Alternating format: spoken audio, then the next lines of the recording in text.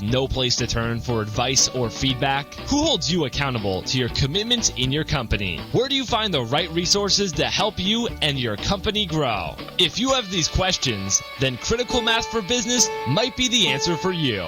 Critical Mass for Business is committed to helping you make better decisions. Orange County. Our orthopedic program, in fact, ranks among the top 5 in the entire country. So whatever it is you live for, you can get back to it sooner. Because as it turns out, the best part of life is simply living it.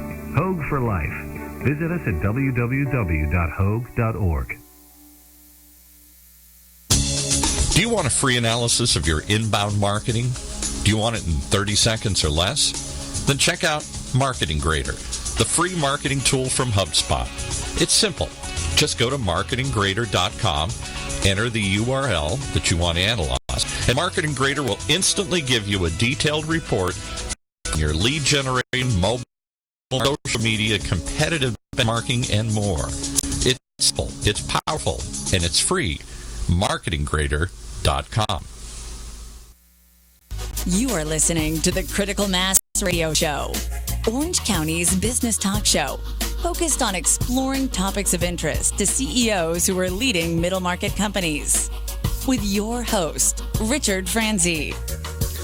Welcome to today's episode of Critical Mass Radio Show. I am your host, Ric Franzi. Senior Serve is the largest Meals on Wheels provider in Orange County, and each year they host a fundraiser and a Senior Care Hero Awards program to honor heroes in the senior industry. As a nonprofit, Senior Serve works to give back to the senior community, helping to raise money to provide for those in need.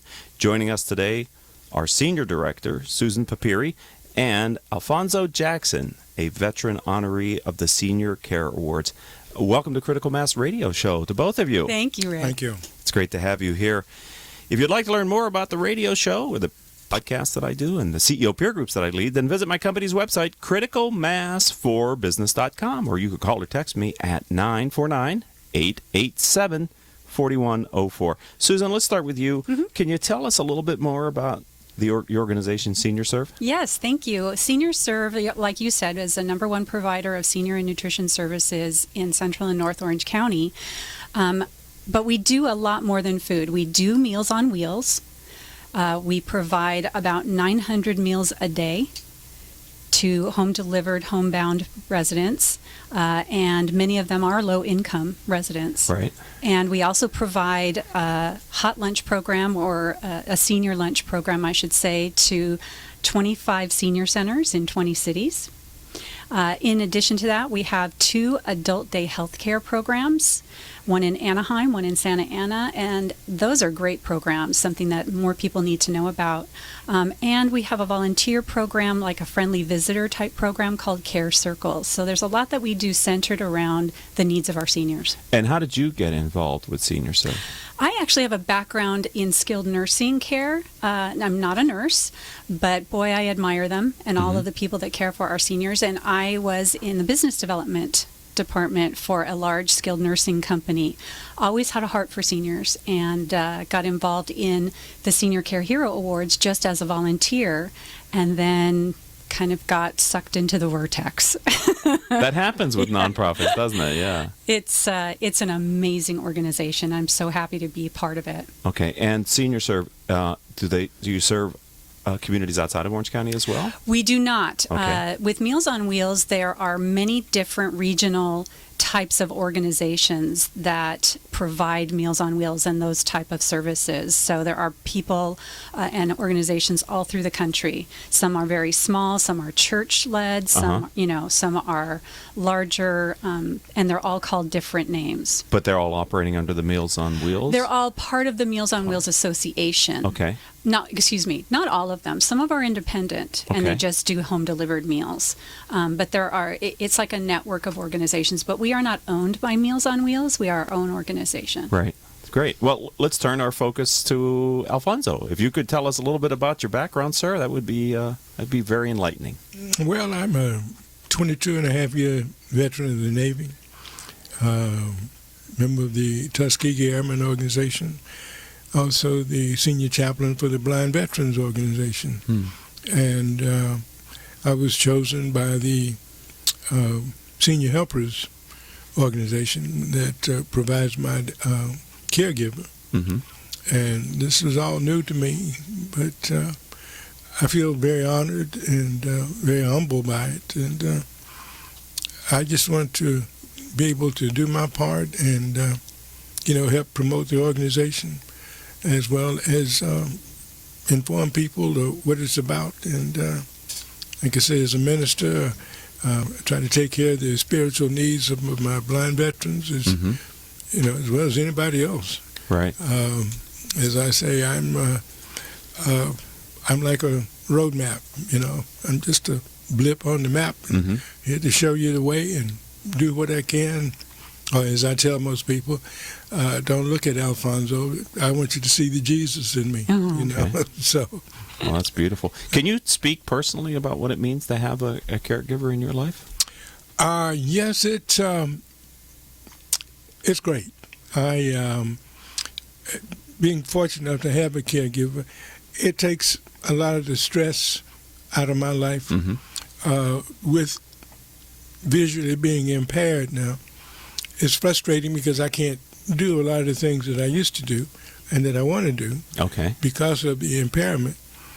And my caregiver keeps me calm and focused on what I need to do because, like I said, I'm used to being able to do for myself and do all the things that I used to do. Right. And now that I can't do that, I get frustrated quite easily. Sure. But yet, I'm very fortunate in that I have people like Susan, and like I said, my caregiver and the other people at senior helpers that help look after me. So I'm just, and I appreciate it. Well, as far as Alfonso goes, we are not providing care directly to him, but we provide the type of care through other companies that he receives. For instance, for some of our homebound clients that receive Meals on Wheels, every single homebound client, when they are attempting to get into the program, they make a call or their neighbor makes a call, somebody contacts us and says, hey, I think this person needs Meals on Wheels. At that point, they are assigned a case manager. Okay. The case manager goes out and assesses that person for need, how much need, and so forth. That they are never not given the benefits because of financial considerations. It's always based on need. Then how do you cover the gap between the need and the financial requirements? That's a really good question. Well, that's what I'm here for. And the answer to that is we do receive about 50% government funding, but beyond that, state, it is federal, county, kind of all different from all different sources, and many of them are disappearing. In fact, a lot of foundations that we used to be able to write to for grants have changed their focus from seniors to other things, and it just surprises me with the way that the population is going, being that we're going to be about 25% seniors by 2030 in this entire nation. That we've got foundations. That's 14 years. Yeah. What are we now? Do you know? I mean, if you're projecting 25%, what percent of the population? You is know, it now? I would hate to say and be wrong. Okay. But it's going to be at 25%. Currently, it's considerable. Okay. It's very.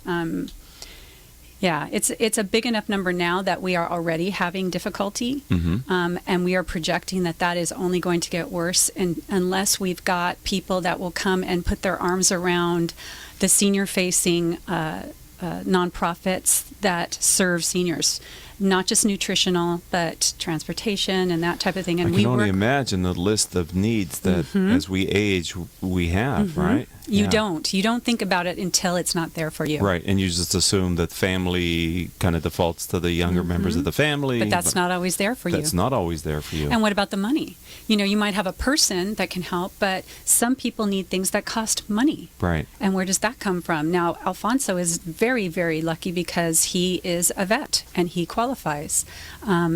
Some people qualify for CalOptima or Medi-Cal. That doesn't cover everything, but it does help. But some people are in that middle space where they make too much for certain assistance, but don't make enough to pay. Right. And that's very concerning.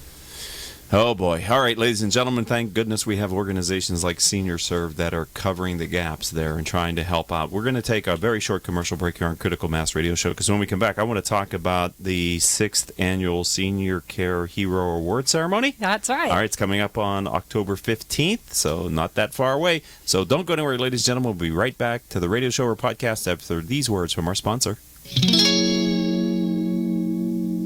Richard Franzi is the author of 2 popular business books for CEOs. His first book, Critical Mass, The 10 Explosive Powers of CEO Peer Groups, was the first book ever written on the secret value of CEO peer groups. His second book, now with newly updated information, is Critical Mass, The Power of CEO Guiding Principles. Richard's books contain powerful information to help CEOs running middle market companies gain valuable insight to improve their decision-making skills. Richard's books are available as paperbacks or Kindle versions from Amazon.com. To find them, type Richard Franzi in the search box.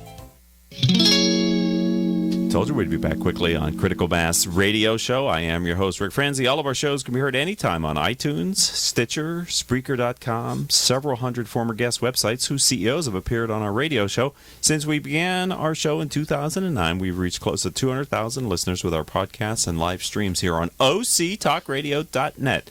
If you'd like to subscribe to the radio show, simply type in these 4 words in your favorite podcasting software. Are you ready? Critical Mass Radio Show. And that way you'll get our weekly interviews just like we're doing here today. All right, Susan, tell me a little bit more about the 6th Annual Senior Care Hero Award Ceremony. I am happy to. Okay. That is our major fundraiser. It is kind of a 2-pronged thing because it allows us to honor those who serve and honor our seniors. Okay. Whether they are caregivers or, somehow in the healthcare industry, or seniors themselves that are still giving back to the community. And what happens is we have sponsors, we have just regular attendees. All of the proceeds for this benefit Senior Serves programs. Okay. And so people like Al are nominated. Our nominations open in June every year and close in August. At the end of August, people are nominated and voted for. Who votes? The whole public. Okay. Anybody can nominate. They can nominate as many people as they want. You can vote once a day, every day. Wow. So put it on your calendar for next year. There you go. And what you want to do is, especially with our People's Choice categories, because those are the people that are strictly People's Choice public vote. You get the votes, you get the award. So Al was put forth by the people that serve him, senior helpers, and they voted. And at the end of August, when all the votes were in, it was very clear that Alfonso Jackson was our veteran hero. Well, congratulations, Mr. Jackson. How many times did you vote? Every day. Every day. Why not? Every day. If you're allowed, why not? So, what specifically is he being recognized for? Well, Alfonso has served us, our community, our country. He not only was in Vietnam 3 terms, right, Alfonso? Right. Okay. Once he got out, he was then asked to be part of the Tuskegee Air Squadron. You correct me. The organization. He is a man of color, and that is a huge honor. And then beyond that, as he started losing his sight a few years ago, and that was due to a service-related type of thing. Really? Then he's not going to lay down for that because, hey, he's a serviceman. So he decides to continue to serve our community by becoming a chaplain for the Blinded Veterans Association, and he's still doing that now. So, Mr. Jackson, tell me about the work you do with blind veterans then. Well, I provide the spiritual needs. Also try to help provide the entertainment as well as some of the services that we as blind people need, as such as transportation, reading materials, but only we get it in the tape form, to where you can listen to it. It's like our meals. That's try to help provide for that. So there are a lot of needs for blind veterans. Is there an organization specifically that serves blind veterans? Are they? Yeah, the Blind Veterans Association is a military organization. I am a member of what is called the Orange County, California Regional Group. Okay. Which I service all of Orange County. And there's roughly about 6,000 blind veterans. That's what I was just going to ask you. How many? In Orange County. 6,000? Yeah. Wow. So, yeah. So I got... Throughout the county? Throughout the county. And so you have to go and see them.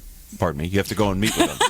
Bad choice of words. I try to do the very best I can. And so your caregiver is important in that, I would take it, yes? Absolutely. Tammy, that's you? Quiet back there in the background. Okay. Because you wouldn't be... Is it safe to say you wouldn't be able to get there on your own at this point? No, because I'd probably run into somebody else. Somebody run into me. Yeah. Not a good thing. You'd right try now. at least, right? Right.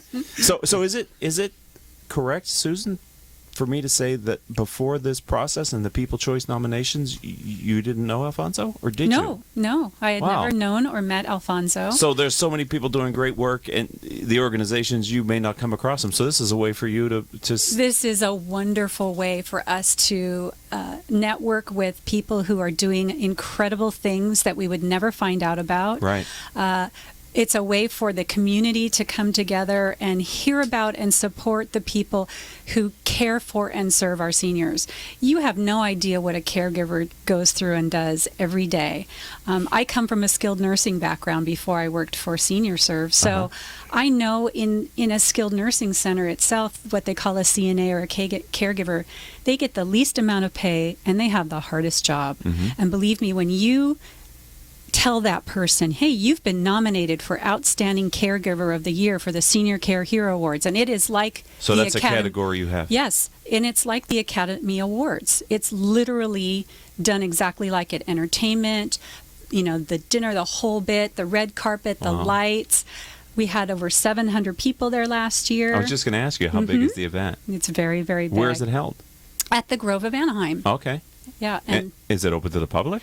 It's open to anyone who wants to come. Our tickets are on sale currently, and they will continue to be on sale through this Friday. Okay. So anybody who wants to come and experience this is we are so hoping that more people will come and understand what it takes to care for and to honor those who care for. So it's a our dinner seniors. and an award ceremony. Dinner, award ceremony. There is some entertainment. We're having a silent auction this year. That's always good. Yeah, so it's a pretty cool thing. And then, of course, there's a brief part that tells people about Senior Serve and what we do and what it means to our clients. So we have some clients that we've videotaped and they're talking about it. That's So, yeah. always a moving part, right? Those videos where you really get to see the good works that are being done by organizations. Current challenge facing Senior Serve? I mean... our current challenge is support. It's always support, So we will... When you say support, what do you mean? Dollars. Yeah. We need people to come and put their arms around us and donate. And how do they do that? They could go to seniorserve.org. How do you spell that? Yeah. SENIORSERV. No E at the end. No E.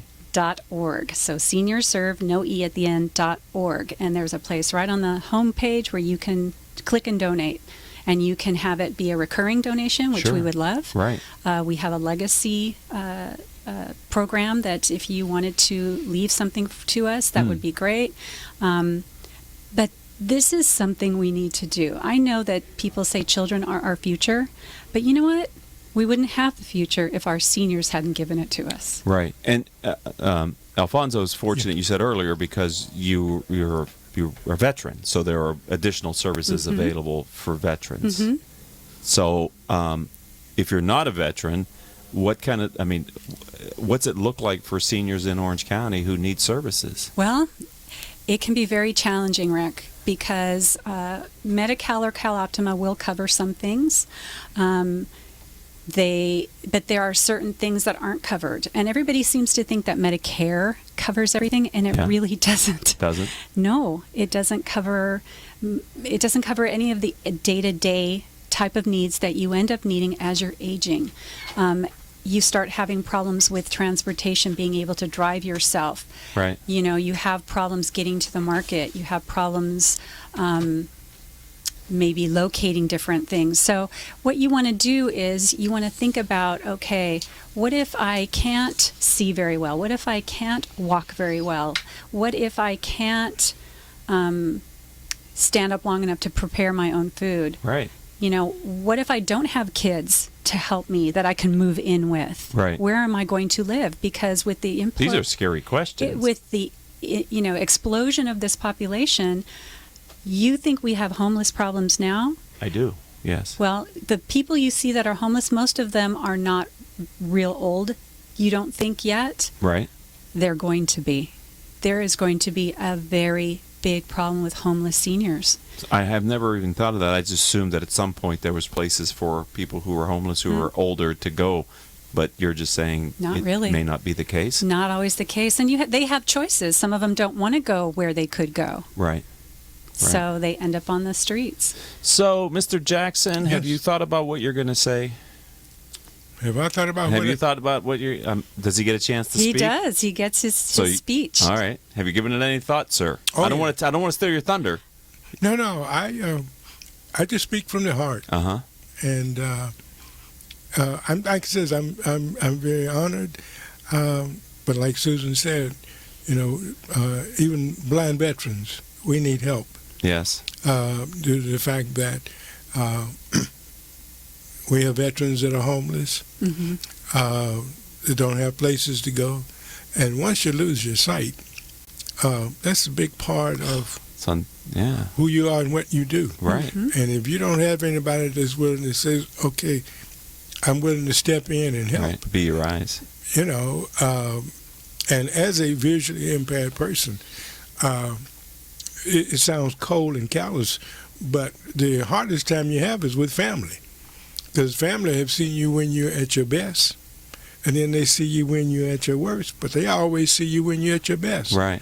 And they tend to forget that, hey, you're not the person that you were in the beginning. So, do you have family, sir? Yeah, I have family, a large family. Okay. I have 7 children. Oh. Are they in the area? They're scattered, Okay. Thank That God. happens. and but Any of them able to make the event on the 15th? yeah. Mhm. Okay. My daughter will be with me. My grandson will be with me. Uh-huh.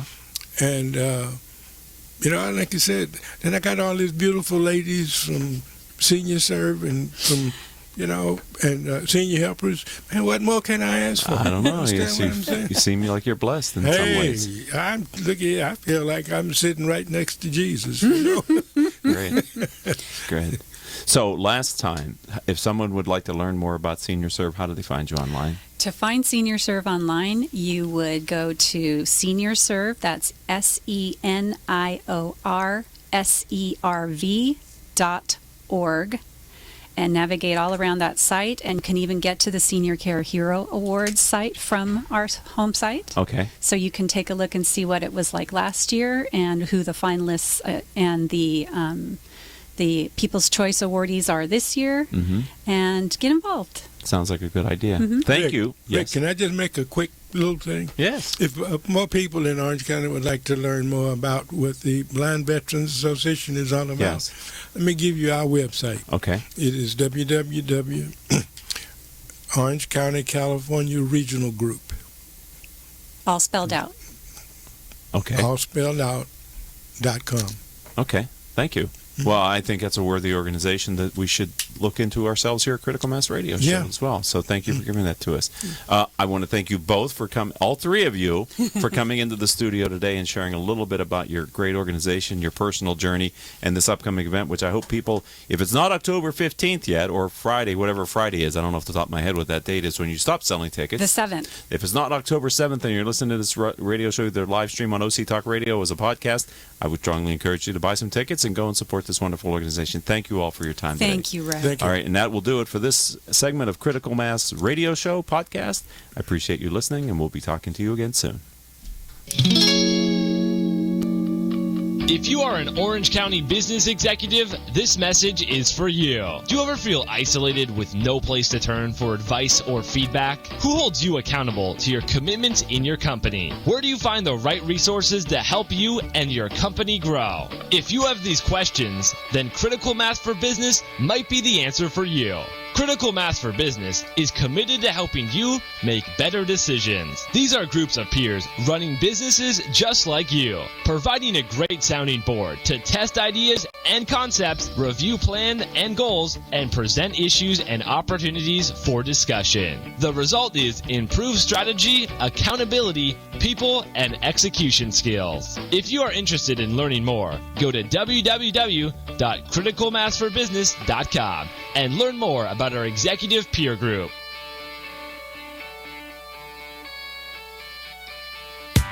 When it comes to pioneers in their respective industries, we all know the Apples, Starbucks, and Trader Joe's of the world.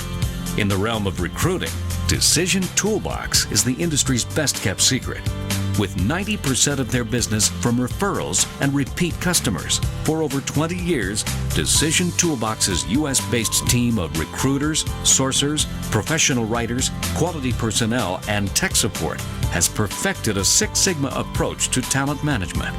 No matter the size of the project, Decision Toolbox delivers incredible results. A cost per hire less than half of what contingency firms charge, with the winning candidate presented in an average of 14 days, all with a 12-month candidate warranty. With results like that, Decision Toolbox won't be a secret for long. Visit us at www.dtoolbox.com for more information.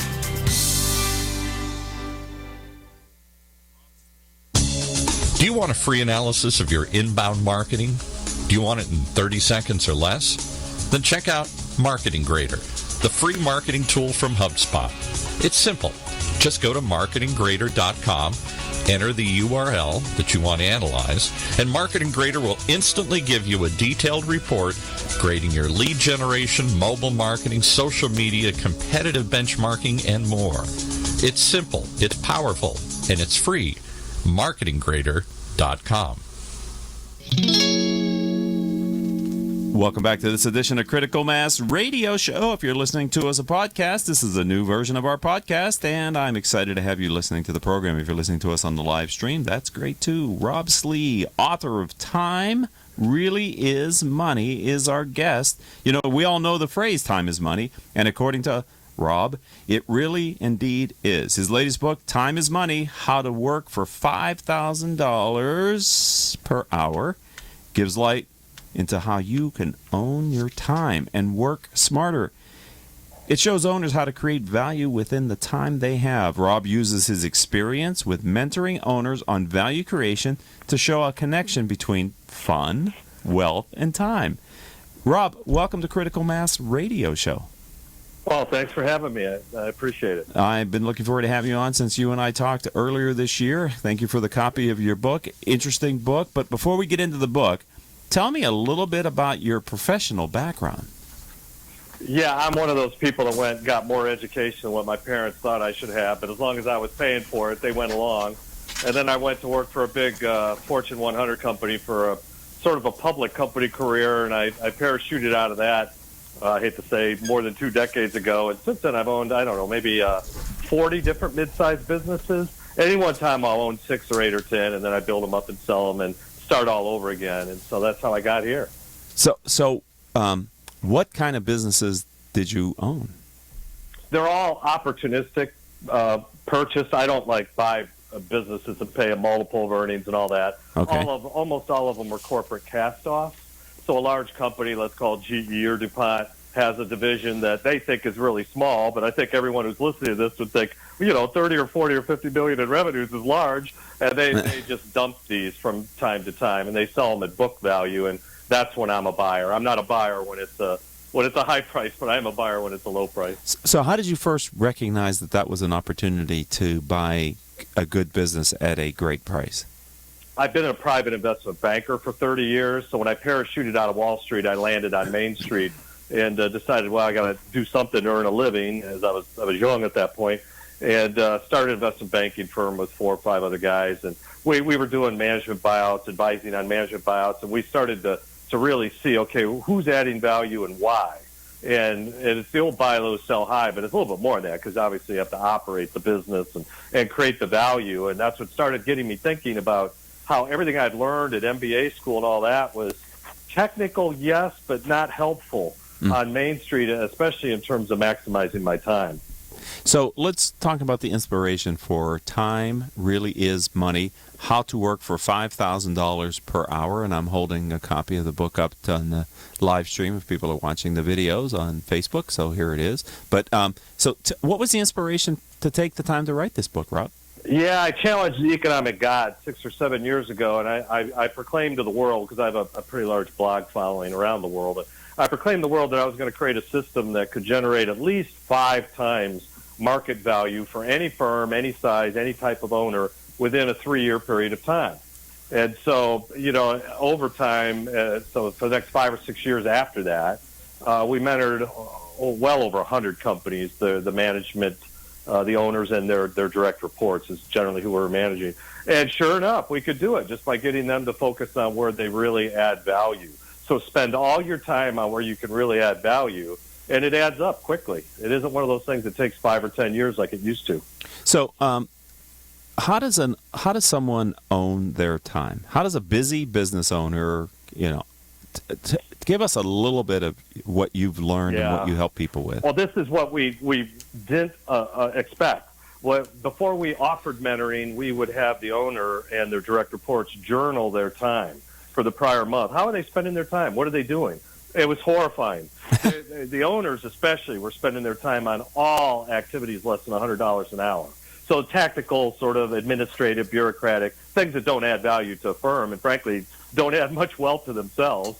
And so the owners were 80 to 90% in that, and their direct reports obviously followed that lead. So the direct reports were working for $20 an hour activities rather than $50 or $100 for them. And you knew this because you had people journal where they did their activities. Were you able then to assign an economic value to that activity? Is that what you're saying? Well, it turns out the market does. The market did it for me. And this is something I didn't fully appreciate until 5 years ago, that the market assigns value to every activity. And we all know this because we know there's a minimum wage. We know that a department store manager makes a certain amount per hour. Just keep going. And it turns out that Steve Jobs had an hourly rate. He did. It was $10 million an hour. And so I have a partner in one of my larger businesses that has been at $10 million an hour for 15 years. And it turns out that the market assigns value for tactical activities, which, most people, that's how they spend their days. But it also assigns value for strategic activities. Can you give us a sense for what are those strategic activities? You're changing the world. What happens is when you get to $5 to $10 million an hour, you're only spending time on picking the next big world-changing fight and then bringing the resources to fight that fight. Those are $10 million an hour activities. I only speak to my partner twice a year because it's only twice a year that I have an issue that requires a $10 million an hour person to solve. Mm-hmm. Other than that, his people that work for him and people like me that are partnered with him are expected to solve everything below that. But occasionally the next big fight pops up, and it could be a large fight, and so he really needs to weigh in on those. Steve Jobs would have been, okay, do we go to the iPad, to the what's the next I? And he was the only one to decide that. So when you're looking at and working with a CEO or business owner, and you've identified these lower economic value activities, how do you convince them by giving that up, they'll actually be able to stay busy doing higher economic value activities? The people that are drawn to any sort of mentoring program are reaching out for help typically, so they self-select to whatever type of mentoring. So a lot of people are mentored in different ways. So what we found was the owners that are most interested in creating wealth are the ones that are so tired of not creating wealth that they're ready to make a behavioral change. Okay. What I'm really describing here is you're going to spend 20 hours a week next week, totally different than what you ever had. Now, that has to come from within. I can't force you to spend your time differently. It has to say, there has to be a buy-in, because what we're doing it usually takes about 6 months, totally changing the behavior of the mentorees such that they can't go back again. They can't go back to the $30 an hour stuff if their task is to create, $1,000 an hour during that period. Do you work with entrepreneurs as well? Well, we did for 5 or 6 years, and what you find when you're doing value creation. Now, I'm going to speak for the industry now because I know most people in the industry. I think when you do value creation, the people that can really do it well typically find out they're better off doing it on their own account.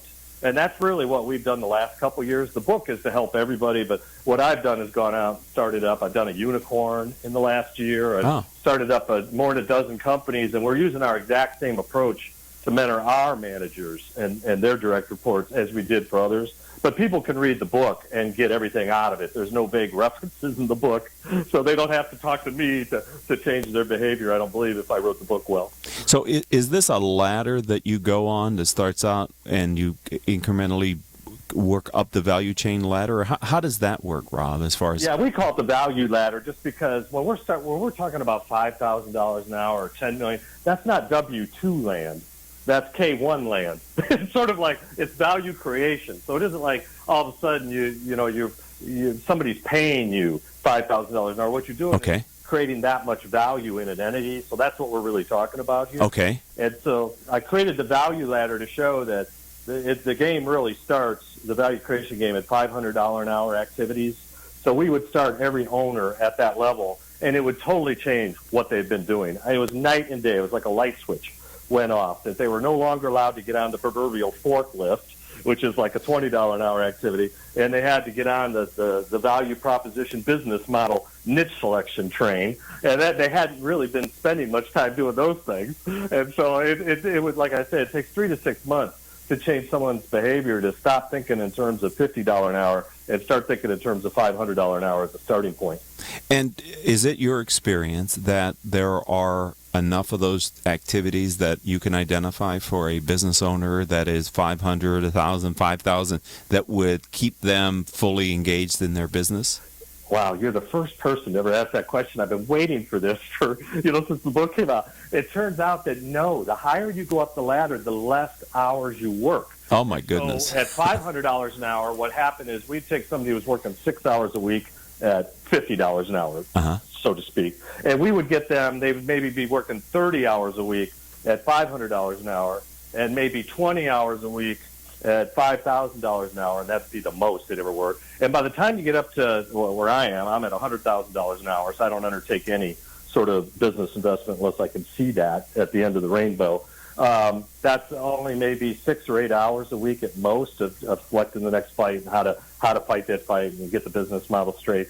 The people that are at the $5 million an hour range, they only work in a conventional sense 3 or 4 hours a week typically. Okay. So we're talking with Rob Slee, and his book is, and I'll hold it up again, Time Really Is Money, How to Work for $5,000 per hour. What is the significance of the fact that you put $5,000 on the cover of the book?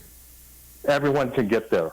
What we learned was there's an economic DNA in certain people that allow them to go beyond 5,000, but that can't be mentored. There's just something in 1% of every population, not just the U.S., but China, Europe, 1% that has that, and it's really hard. A lot of people have written books on this sort of concept of economic DNA. It's hard to understand where that comes from. It may have been a parents who are entrepreneurs. It may have been, there's a whole lot of ingredients that go in that DNA Cuisinart, but those people can rise above $5,000 an hour.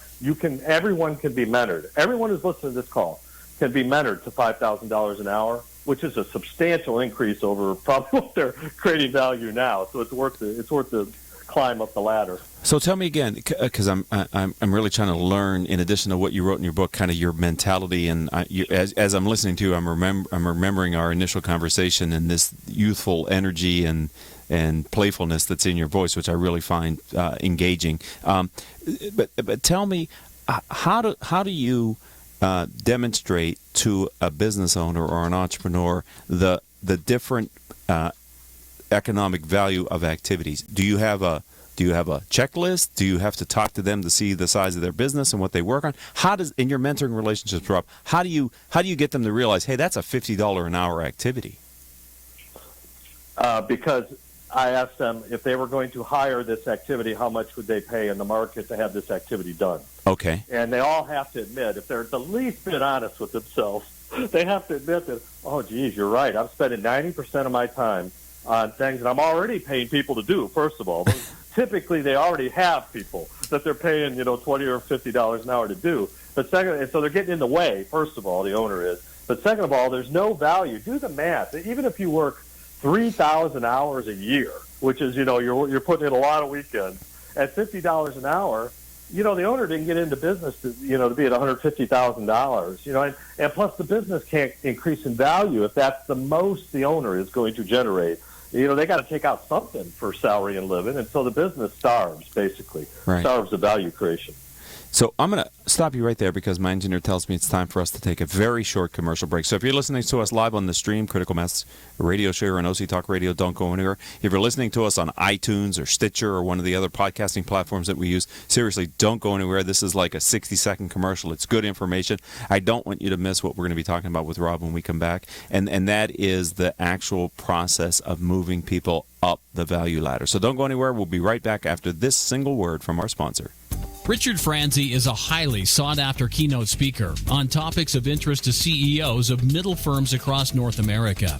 Richard's talks include Killing Cats Leads to Rats, a fascinating look at how unintended consequences of CEOs' decisions impact their firm's performance. Your Gray Matter Matters, which explores how a CEO's mindset can differentiate a middle market firm and define its culture. Richard delivers talks to a variety of audiences, ranging from executive team retreats to keynotes in front of hundreds of CEOs. To learn more about his talks, visit criticalmassforbusiness.com and select the contact page or call 949-887-4104.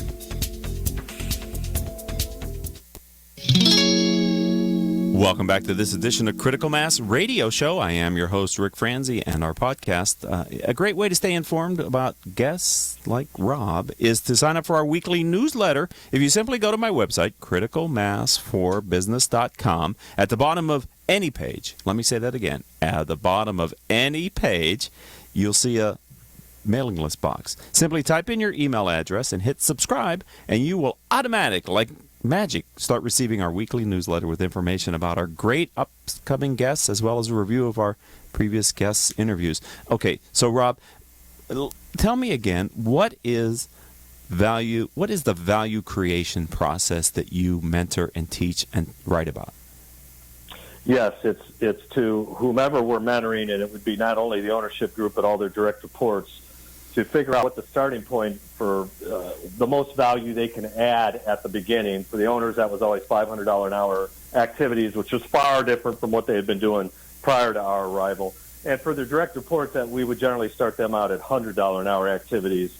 And then every 6 months to 12 months, move them up a rung of the ladder. So think about the value ladder in the way you think about any ladder. Right. You got to climb one rung at a time, or you fall over. And so we would move these people up one rung based on how quick they were, accommodating to their new sort of activities. So in the book, you talk about the nature of niches. Can you for how you write about it in the book and how you view niches or a niche, how do you define that? Well, I'm a nicheaholic. So I start out most of my live talks, my name is Rob, and I'm a nicheaholic.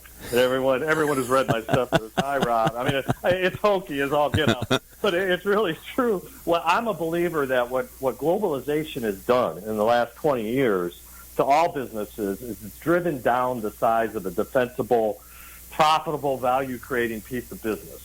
It used to be, you could almost have a $50 million monolithic piece of business, and you could create value with it and defend it. Sustainable business, year after year, annuitized sort of business. Now, because everyone shows up to the market around the world for that kind of business, it's down, down, down, down, down. So now it's almost $2 to $3 million typically for a sustainable niche, meaning you get at least a 5-year run out of it. That's probably decreasing in time. And so what we do is we build amalgamations of middle market business, in my way of thinking, and what we mentored and what I own myself are amalgamations of niches. So it may have 15 niches in that business, each doing 3 to 5 million in sales, so to speak. And so the owner becomes sort of like a gardener of growing these niches, pruning the niches, overseeing the niches. So the owner needs to become a nicheaholic, and that's $5,000 an hour stuff. So if you say, oh, what's the owner doing at $5,000 an hour? Well, they're spending all their time overseeing the business models and scaling up these niches as much as you can and still get your fair share. And that's a kind of a full-time job if you have that many. So, Rob, when you first start working with a business owner and you demonstrate to them through self-discovery how much of their time is spent on low economic value activity, do they ever get frustrated at you or mad at you? Or yeah, all the boomers opted out. And this was another unforeseen thing when we scaled up the mentoring program is the boomer owners, especially the over 60-year-olds, they didn't want to change their behavior to the point they wouldn't change their behavior. And that was a little surprising to me because all the people that came in the program are people in desperate need of value creation, to support their retirement, basically. So they didn't have enough value in the business to support retirement. It turns out this is a human nature thing more than an economic DNA thing. If you've been doing the same thing for 20 years, good luck. I'm not strong enough. You can't hold a gun to their head. Like I said, it has to come from within. Right. Where we had uniform luck. 100% good fortune mentoring owners is when they were under 50 years of age. They weren't so tied to the past that they could still change, especially the under 40-year-olds. We never failed under a 40-year-old group of people because they just do what they need to do. Just tell me what to do. That was kind of the attitude, and we would tell them. Okay. So is that what you mean when you say in your book that we all choose our level of wealth, or are you talking about something else other than what we just discussed? Well, what I'm really talking about is we all choose how we're going to spend in each and every hour of our career. Whether it's working for someone else or working on our own account, we still have control of only so many hours in our working life. And so if Rob Slee chooses to only work on $100,000 an hour activities, and the market grants me that for the most part, allows me to work at that level to create that much value, think how different that is than somebody who chooses to work for $30 an hour because they just never went and got the skills or the education, or they didn't put themselves in the risk position of doing more than that. It really adds up. It only takes a couple years to work at $100,000 an hour to far surpass what somebody would do as a career at $30,000. So we're talking with Rob Slee, and we're talking about his book, and I'll hold it up again, Time Really Is Money, How to Work for $5,000 per Hour. So is it... So let me restate my question that I wanted to ask you, which is, when you get someone who begins to work on economic value creation for their business, does it ever become, when does it become hit critical mass, where then it's self-fulfilling, and they no longer are the student, if you will, they are now able to regenerate that energy on their own? Well, I can tell you read the book, because what we would do is we would not mentor the direct reports. We would get the ownership, and sometimes it'd be 2 or 3 partners, right? We would get the ownership. We would mentor them for 3 months, and then they would mentor their direct reports in the same program. I have this bias in life that you never really learn anything until you have to teach somebody else that thing. Right. And so by teaching them, by about 3 months into the program, this became a religion. It was almost like recovered alcoholism for these owners in terms of how guarded they were with their time. They realized that they just wasted 20 years of messing around on low-value activities, and so now it was time. And so they would reinforce, but it didn't. It not only reinforced to their direct reports that this was going to be the way the company was going to be run from now on. What happened is the direct reports, after about 3 months of them being in the program, would then respect the owner. So, give the owner the 15 hours they need, this week to get done, so we're all better off. So we're all climbing the ladder. Because, part of this is you can't expect people to go from $30 an hour to $150 an hour without giving them some of that, right? It's just not fair for an owner to expect. That's just, so basically, there's some incentive programs tied to this, so as the people climb, they would get some of it because, then that just sort of fed it again. It reinforced it. Wow, so the tide raises all boats. And people, if they see the bosses, living it and actually speaking it, walking the talk, walking and talk, they'll get in line because they say, hey, this could actually be good. Right. And so it is. Right. So 2 more questions here on Critical Mass Radio Show. We're with Rob Slee, and we're talking about his book, Time Really Is Money. What advice, kind of off tangent, but you're a successful published author. What advice would you give anybody who's in my audience who fancies themselves or believes that they have a book in them? What did you learn about writing a book through writing your books, and what advice would you give to our audience about becoming an author? I can cover the whole spectrum on this because I wrote 2 large textbooks that were published by, I think, the 3rd largest publisher in the world, so John Wiley & Son. They're in the top 10 anyway. So I have 2 textbooks behind me and then a number of popular press books that I self-published. So it all depends what you're trying to do. I could not self-publish a textbook and have, a few hundred universities around the world pick it up because universities just can't go there. They have to have it sort of a stamp of approval by a large publisher right. to use it in their classrooms. Right. But a self-published book has become, sort of the new business card, basically. And I had a lot of ways that I could get my own book out. And so Time Really Is Money is, Burn the Boats Press, which is me. It's self-published, just like a few other Midas books. And that if you have a way to distribute them and get them out so people will actually engage the book, I actually prefer self-publishing because I don't have to answer to a publisher like I do with the textbook. Right. And, okay, that leads me to the next question, Rob. If someone out there today says, this concept is curious, I'm showing again, see the thickness of it? It is a very approachable book relative to busy business owners, so there's not a lot of extra information. It's packed full of the information you need to know. How do they find and buy your book? Well, it's Amazon. It's by ebook and by print by demand book because Amazon's not print by demand. So, So yeah, you can get it either ebook or print by demand. Has this book met your expectations, Rob? Yes, because I sell so much overseas. I've been sort of a thought leader in China for a number of years now, and a large number of people view me that way there. And so the Chinese, similar to Europeans, read most of their books in English, which is business books, which has always been curious to me. But in any event, so yeah, it has. In the U.S., it's always a little disappointing to me, mainly because there's just a very small percent of us, for whatever reason, that care enough about creating value in our businesses to do something about it. And that's alarming to me. But I'm 25 years into this whole value creation thing, and that's always been disappointing to me. So nothing new about that. Right. And if someone would like to learn about you specifically and your firm, Rob, how do they find you online? Well, the TimeReallyIsMoney.com website is pretty complete. And so that would be the place. I have a blog that 1 million people read a week. I write a blog each week that is on LinkedIn. So that's the Midas Nation, which is what our mentoring program is. Midas Nation, a LinkedIn blog. And so I write stuff. It's the sort of stuff that I wish somebody would have told me. So if I can't come up with a topic like that, I just don't write. Okay. So but it's usually something I wish I would have been told. And that's how you and I encountered each other, was through LinkedIn, and that's how we ended up here on the program. So are you still accepting mentees into your mentoring program?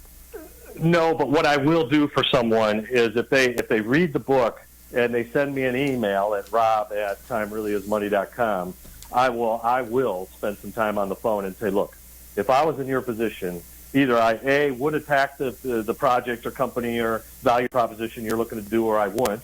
And if I did, here's how I would do it. I spend a fair amount of my time, and I don't charge you, obviously, for that, but I spend a fair amount of my time with people that engage this level of thinking. I want to give back, so I do. Okay. So that means if anybody listening to the podcast or the show buys the book, takes the time to read it, and reaches out to you, there's a willing person on the other end of that, which means that might even mean the host of the Critical Mass radio show, should he contact you, Rob. Is that what you're saying? $5,000 an hour. It's there for you. If you're not there yet, if you are there, I'll help you to 50. Okay. $50,000 an hour. I'll take you up on that deal, sir. All right. Okay. Well, I have to tell you, I've been looking forward to having you on the program since we first encountered each other. You did not disappoint with your conversation today. I feel like we just scratched the surface of what's in your book and what's in your mind. So maybe some point in the future we can have you back on and go a little bit deeper into some of these concepts if you're up for that, Rob.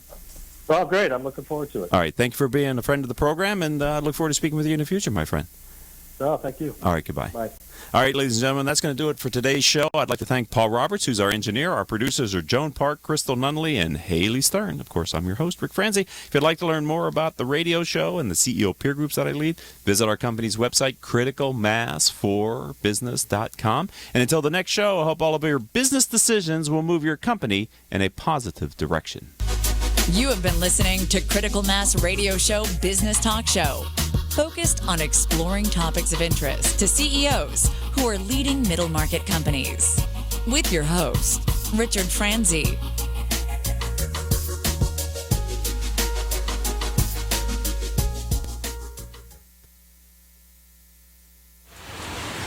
I'm on the observation deck of the Empire State Building to demonstrate how much material Waste Management recycles. As North America's largest residential recycler, last year alone, Waste Management recycled 12.9 million tons. How much is that? Let's do the math. Carry the 6. It's enough to fill this building more than 27 times. With experience like that, we're bound to have a program that can help your business recycle. Talk to Waste Management or visit thinkgreen.com. OCTalkRadio.net.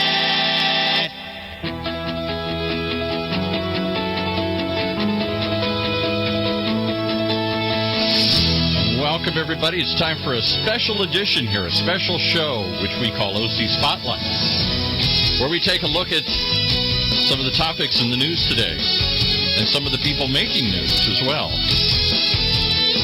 We try and find the most amazing people doing the most incredible things right here in our own backyard, right here in Orange County. And today, we're going to take it a little broader than we usually do. Normally, we're just focused on Orange County discussions, but we have a special guest coming through